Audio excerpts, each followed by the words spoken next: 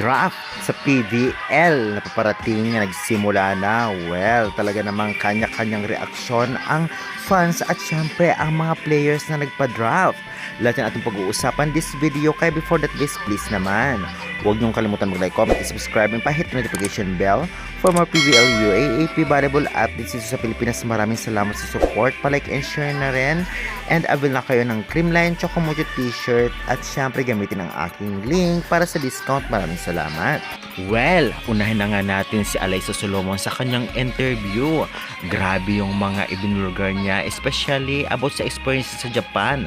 Grabe daw mag-training ang Japan players dahil madugo at syempre talagang hindi nila ahayaan na may lumapag na bola sa sahig, at sabi niya pa nga ay kaya niya rin yon. Kaya naman syempre talagang ginawa niya ang lahat para makasabay sa mga Japayuki players na talaga namang naging proud siya sa kanyang sarili dahil nakaya niya naman kahit papano. Ngunit grabe ang taas ng tingin niya sa players ng Japan, at ngayon kaya siya nagpa-draft dahil nga pinag-isipan niya itong mabuti ng ilang buwan bago siya nakapag-decide. Kaya naman syempre gusto niya ang kanyang ginagawa ngayon. Masaya rin siya na makatraining ang iba't ibang players galing sa iba't ibang school at team.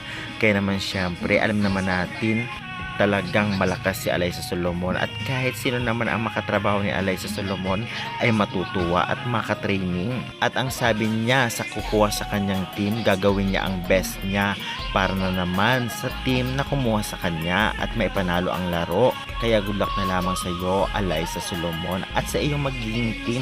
Samantalang si Pipito naman ay talagang tuwang-tuwa rin siya sa training dahil kasama niya daw ang iba't ibang player.